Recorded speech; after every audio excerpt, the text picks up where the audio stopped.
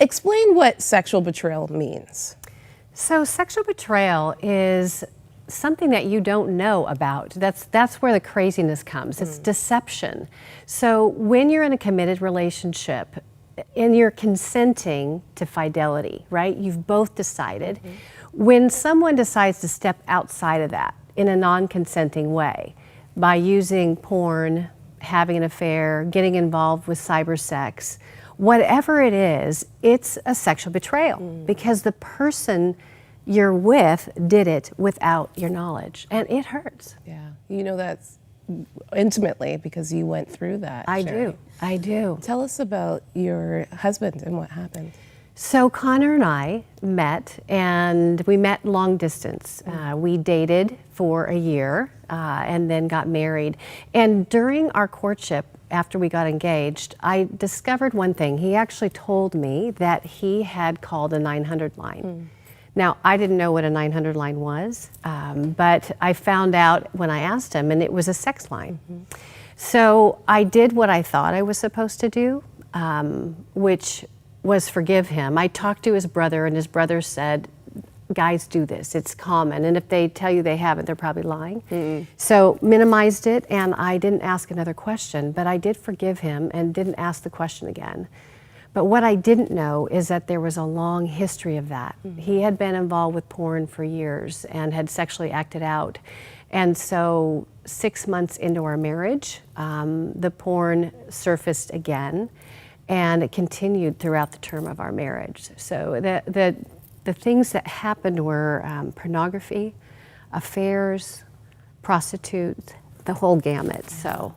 And he was working in ministry. He was a pastor. Yeah. So you can imagine the disillusionment when not only was he my husband, but he was, practicing in the pulpit, practicing as a pastor. So very confusing to me. I mean, I went to Bible college and I thought, hey, life is good, and we were really set to serve the world, and then everything fell apart.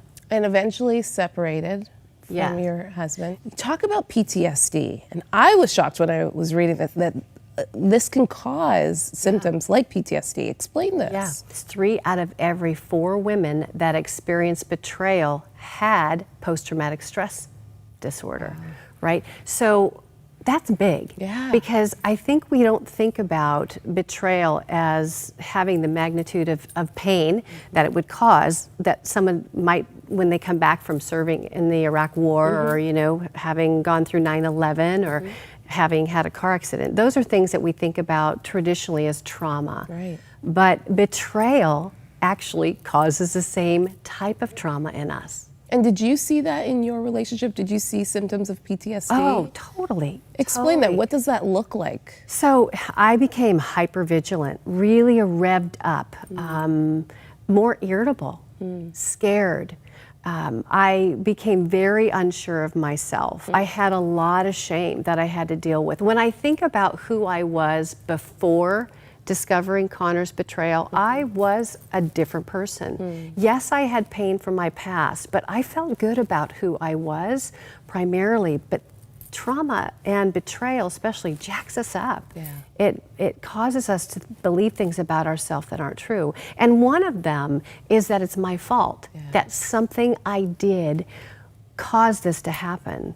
But truth be told, in marriages, there's normal struggles, and then there's sometimes struggles that are really tough that you've got to work through.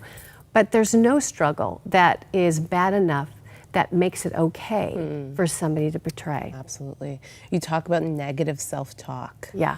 And how, again, exactly what you're saying about just this constant dialogue that you're having in your mind, where you're wondering, where did I go wrong? Did I do something wrong? Yeah, and that's really common for sexual betrayal. Yeah. So you have something in here called the 180 turnaround.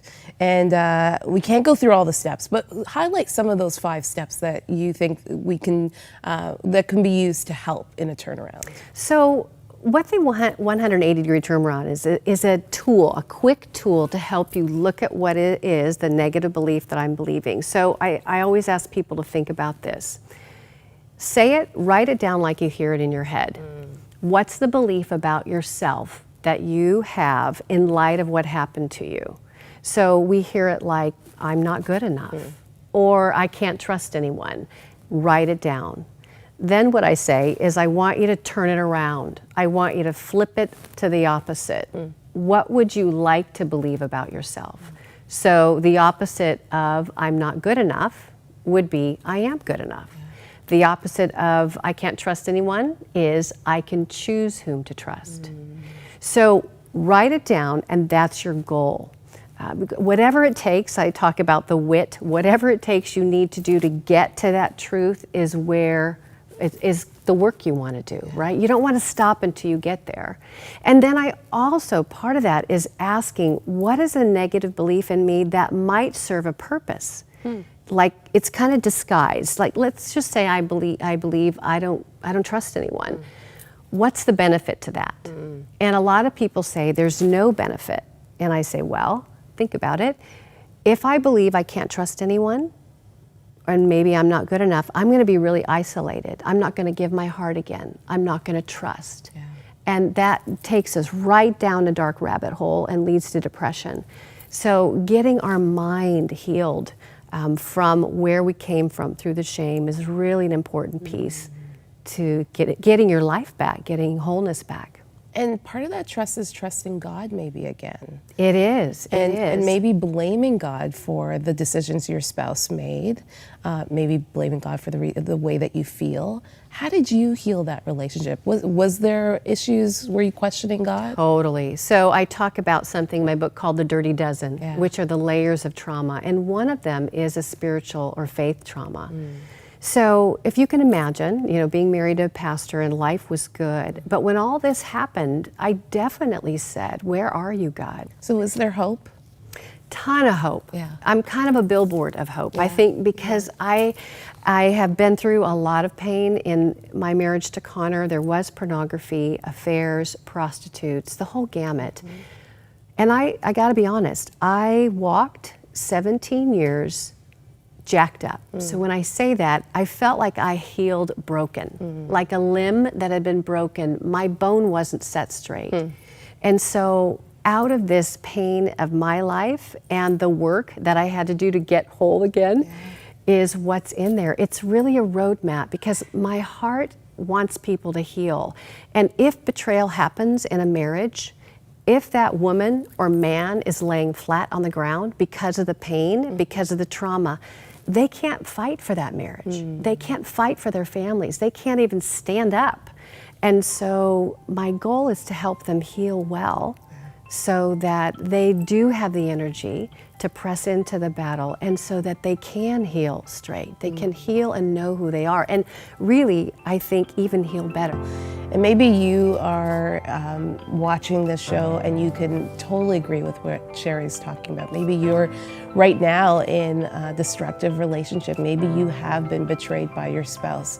Would you consider calling our prayer lines? Our prayer partners would love to pray with you, to give you hope, to remind you that Jesus loves you, that he sees the situation that you're in, and he wants you to be fine. He wants to love you. He wants to remind you that you are lovable, that you are created by God, and he loves you so intimately. The number's at the bottom of our screen, 1-866-273-4444. And maybe you're somebody watching and you've been the person who betrayed your spouse. Maybe you made that mistake. Let me remind you that you are not your mistake, that there is hope, there is redemption, as long as you're willing to accept it, as long as you're willing to admit that you did wrong. God is always there, always redeeming, always wanting to forgive, as long as you are willing to accept that forgiveness.